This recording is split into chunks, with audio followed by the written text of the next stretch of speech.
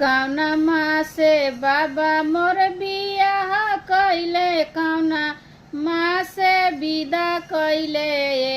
ए लालना कौना मासे सुतनी से जरिया, त देह मोरा भारी भइले।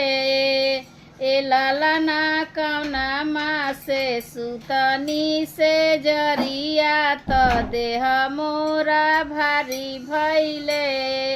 चैत मासे बाबा मोर बियाह कइले, चैत मासे विदा कइले।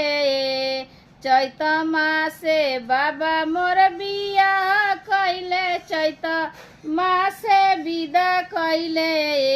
ए लालना माघ मासे सुतनी से जरिया, त देह मोरा भारी भइले। ए लालना माघ मासे सुतनी से जरिया, त देह मोरा भारी भइले। रहरी के दाल रहरिया लागे, भात देखी हुली बरे।